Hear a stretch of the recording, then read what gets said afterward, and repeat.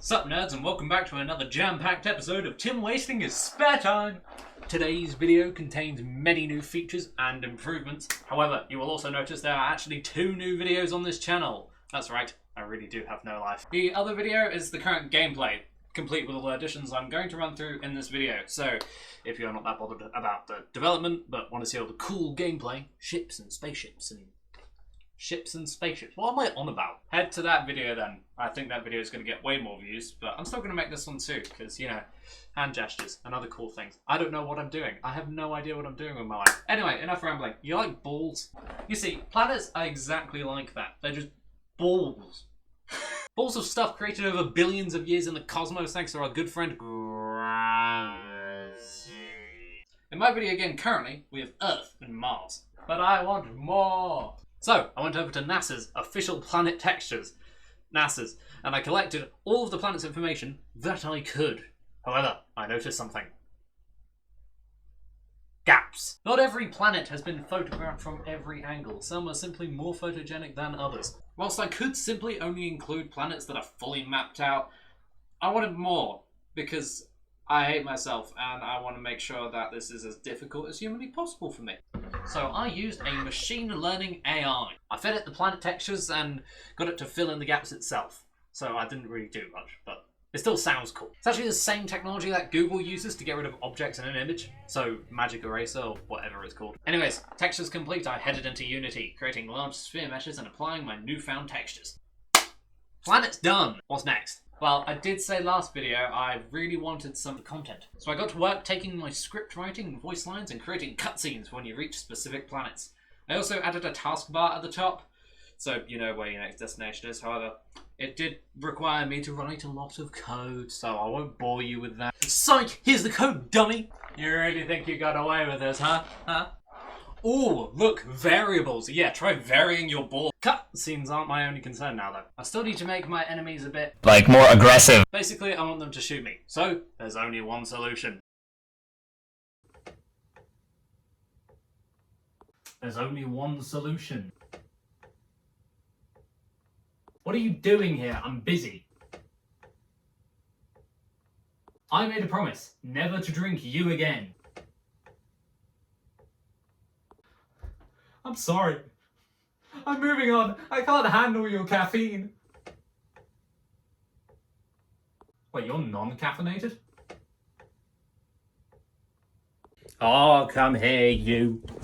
Non-caffeinated. The perfect solution.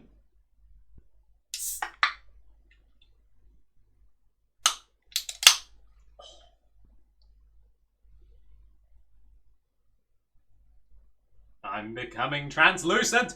Yeah, variables. Oh, yeah. More code, more typey, righty. I'm gonna do that. I'm gonna do the codey. Yeah.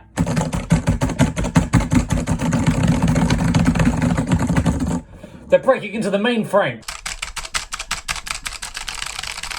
Oh, yes, must break into the mainframe. More typing, more coding. Let's figure it out. Let's calculate how to make the enemy AI always attack me, no matter its location and my location. It must be able to calculate the optimum angle from its current place to my current place. It should be able to... I need more numbers. I need more RAM. Time to download some more RAM. It's too late. They're taking over. The enemy AI is becoming sentient.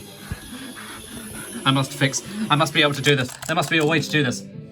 Oh. I'm getting somewhere. I'm gaining on them. Enumerator, coroutines and subroutines and functions and procedures and... Basically, I added a rigid body.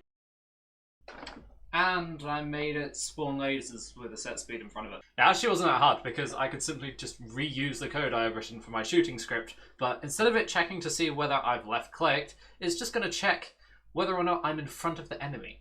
And there's a very simple way of doing this. You just make a Vector 3 raycast out in front of the enemy from its current location, identifying its orientation and its target orientation, and then, if it detects something, it fires. So, this should all work out perfectly. Shoot me! Cursors. You can see the stats up there for how the game's running, by the way, if you were curious.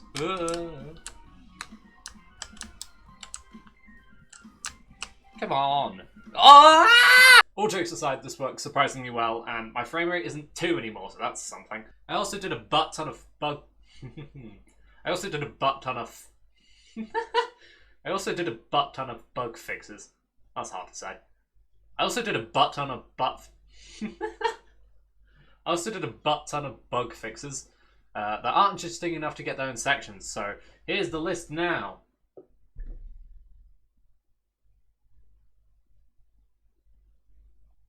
I'm working on a boss battle, but it's not quite ready yet. I don't really know what on earth I'm doing, but it does seem to be working, as the other day I got a commission from a firm to create them a video game for their website, so that's something. So, you probably want a hint as to what to expect next time. However, I refer back to 30 seconds ago. I don't really know what on earth I'm doing, so it's as much of a surprise to me as it is to you. That's all for now.